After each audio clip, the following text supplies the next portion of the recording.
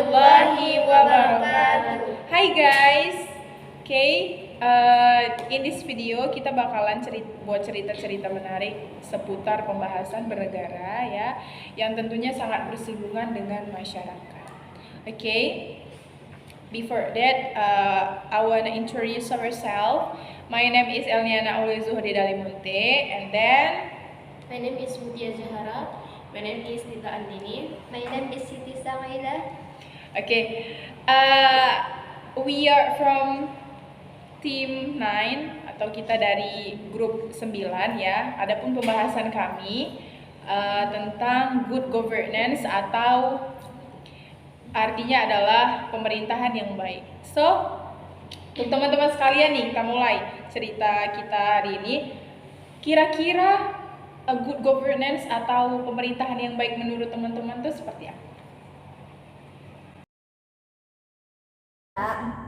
Itu kepemerintahan yang bersih. Yang kepemerintahan yang bersih itu maksudnya apa? Kira-kira yang pertama apa? Pertama ini Kak, sumber daya manusia. Sumber daya manusianya gimana? Itu harus bermoral dan berakhlak. Oh, jadi manusia di dalam suatu negara itu harus memiliki moral, ya kan? Kemudian akhlak gitu. Supaya baik. Kalau udah manusianya baik, berarti menjalankan program pemerintahan juga harus baik. Harus bisa terlaksana dengan baik. Yang selanjutnya kira-kira apa? Selanjutnya ini ada kelembagaan pemerintahan. Maksudnya kelembagaan pemerintahan itu apa? Kira-kira apa? Program pemerintah yang harus dijalankan dengan baik dan menjalankan itu seluruh masyarakat Indonesia.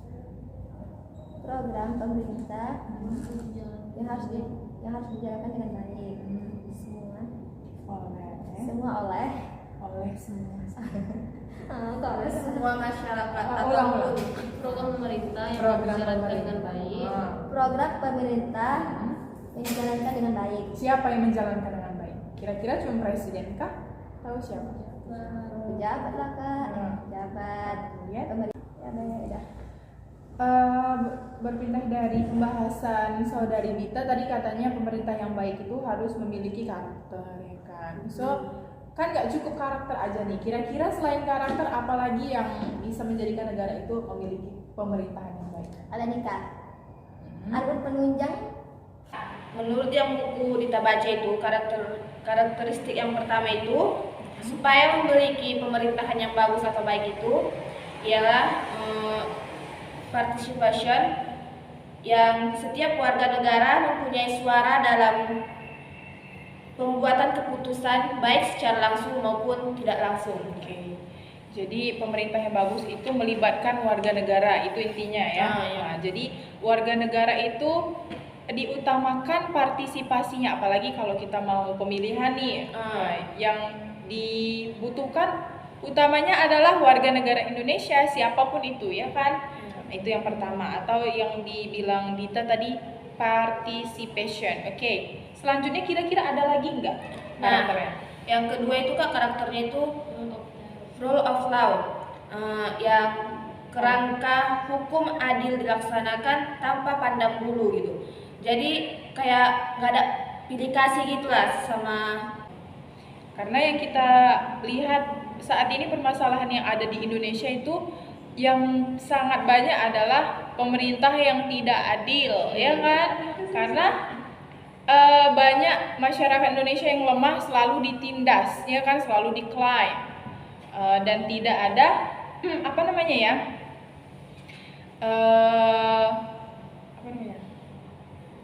Nah itulah dia.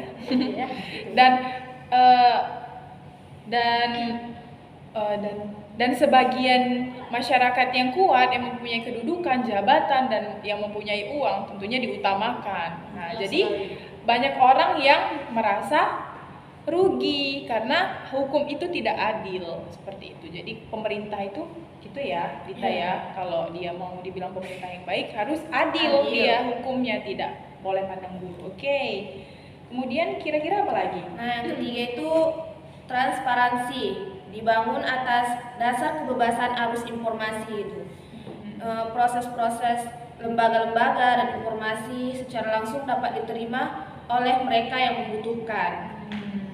So informasi di sini harus jelas kepada siapapun, harus diberikan, karena itu informasi adalah salah singkat dari good governance, itu adalah penyelenggaraan suatu pemerintahan ya, suatu manajemen ya dalam pemerintahan yang melibatkan semua orang di dalam suatu negara.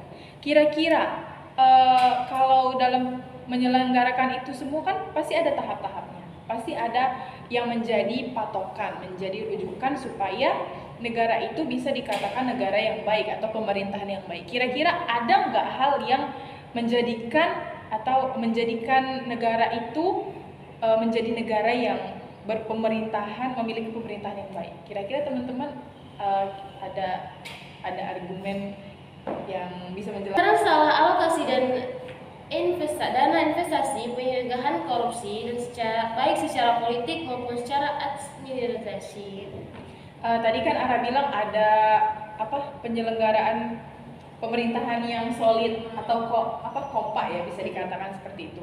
Kira-kira yang menyelenggarakan itu semua agar penyelenggaraan itu bisa terjalankan dengan solid, itu kira-kira siapa yang menjalankan itu semua? Menjalankannya itu pemerintah, Kemudian pejabat, Oke. kemudian masyarakat yang berada di pemerintahan tersebut. Artinya semua orang yang berada di satu negara tersebut. Iya. Oke. So